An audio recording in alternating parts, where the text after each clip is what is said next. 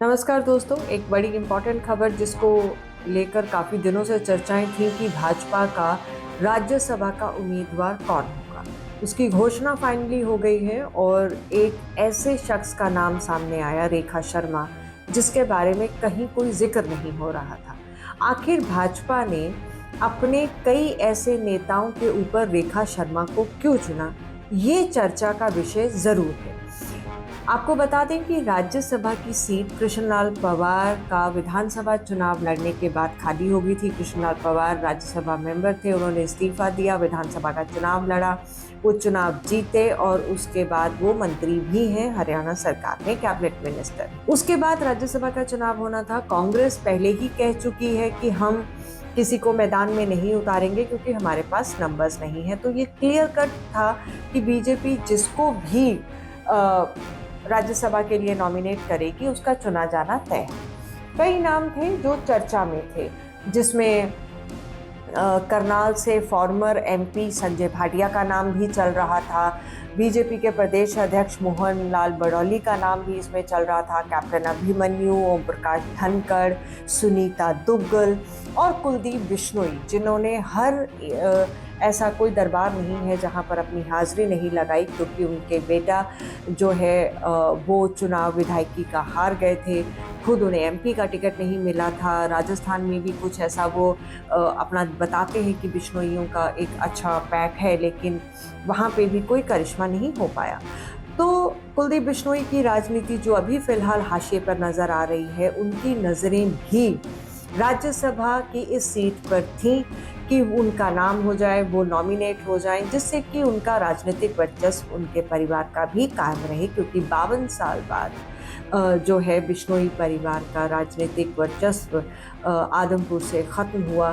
तो ये धक्का भी उन्हें लगा हुआ है। फिलहाल उन्हें भी दरकिनार कर दिया गया, बाकी नेताओं की तरह जिनका हमने जिक्र किया, जिनका नाम लिया, जो जिनकी निगाहें इस राज्यसभा सीट पर टिकी हुई थी, वो भले ही सुनीता दुग्गल हों, क्योंकि वो भी उन्हें एमपी की टिकट नहीं मिली थी। विधानसभा का चुनाव वो लड़ी लेकिन हार गई, तो अब उन्हें लग रहा था कि शायद उन्हें जो है राज्यसभा का उम्मीदवार घोषित किया जाए, लेकिन ऐसा नहीं हुआ। इन सभी नाम जो चर्चा में थे उनको छोड़कर एक नया नाम आया, एनसीडब्ल्यू की फॉर्मर चेयरपर्सन रेखा शर्मा। आपको बता दें कि इस तरह की खबरें भी थी कि रेखा शर्मा जो 2018 से 2024 तक एनसीडब्ल्यू की चेयरपर्सन रही, जब रिज़ाइन कर दिया तो उसके बाद वो पंचकुला से टिकट की दावेदारी कर रही थी, लेकिन उन्हें पंचकुला से टिकट नहीं मिली और कालका से भी वो कोशिश कर रही थी, वहाँ से भी नहीं मिली। विनोद शर्मा की जो पत्नी है वो, उनको कालका से टिकट मिली। बहरहाल अभी रेखा शर्मा कहा जा रहा है कि वो प्रधानमंत्री के काफ़ी नज़दीक हैं और इस वजह से उन्हें जो है राज्यसभा में नॉमिनेट किया गया है। रेखा शर्मा जो एनसीडब्ल्यू की चेयरपर्सन रही, तो उन्हें उनका जो कार्यकाल था वो भी काफ़ी रोलर कोस्टर की तरह रहा। उनके ऊपर ये इल्ज़ाम भी लगते रहे, सवाल खड़े होते रहे कि उन्होंने उन स्टेट्स पे जो बीजेपी रूल स्टेट्स हैं वहाँ पर जो महिलाओं के ऊपर अत्याचार हुए, तो वो ऐसे कई मुद्दों पर उनकी खामोशी, उनकी जो चुप्पी है उस पर सवाल खड़े होते रहे। फिर वो मणिपुर की हिंसा हो या फिर रेसलिंग फेडरेशन के अध्यक्ष रहे हैं, जिनके खिलाफ महिला खिलाड़ियों ने, रेसलर्स ने जो है आवाज़ उठाई, वहाँ पर भी उनकी जो चुप्पी है वो सवालों के कटघरे में रही। लेकिन उसके बावजूद रेखा शर्मा को फिलहाल भाजपा ने हरियाणा से राज्यसभा का उम्मीदवार घोषित कर दिया है और इसको लेकर सभी लोग जो भाजपा के हैं हरियाणा में वो तो खामोश हैं, क्योंकि उनका कहना है कि ये तो पार्टी हाईकमान का फैसला है और वही सब ठीक है।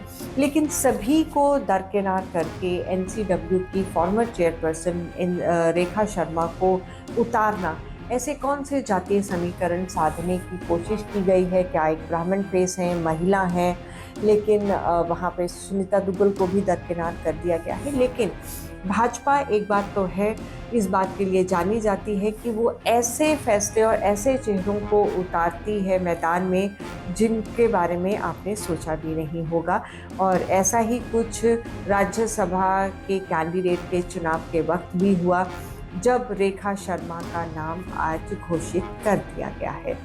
फिलहाल उन सभी की उम्मीदों पर पानी फिर गया जो ये उम्मीद लगाए हुए थे या जो अपने आप को उम्मीदवार माने हुए थे, जिनके नाम रामविलास शर्मा की बात करें, कुलदीप बिश्नोई की बात करें, मोहनलाल बरौली की बात करें, संजय भाटिया की, कैप्टन अभिमन्यु, ओम प्रकाश धनखड़, जो एक उम्मीद लगाए हुए थे अपनी उम्मीदवारी की राज्यसभा के लिए, उन सब की उम्मीदों पर पानी फिर गया है और उन्हें फिर से अब इंतज़ार करना होगा कि पार्टी उनके ऊपर कब मेहरबान होती है। लेकिन डेफिनेटली कुलदीप बिश्नोई के लिए एक बड़ा धक्का है, क्योंकि उनके परिवार की राजनीति अभी हाशिए पर है। जब वो भाजपा में आए थे तो उनके बेटे को टिकट दे दी गई, वो विधायक भी बन गए, लेकिन अब वो दूसरी बार जब विधायकी के चुनाव में उतरे तो वो चुनाव हार गए। उसके बाद से अब उनके लिए आगे क्या, ये एक बड़ा सवाल है। और ऐसे ही जो भाजपा के कई नामी जो नेता हैं जो 2 बार चुनाव हार चुके हैं, अब उनकी राजनीति आगे कैसे बढ़ेगी, ये आने वाला वक्त ही तय करेगा। चैनल को लाइक करें, सब्सक्राइब करें, कमेंट्स करें। आपका साथ ही हमें हौसला देता है आगे बढ़ने के लिए। नमस्कार।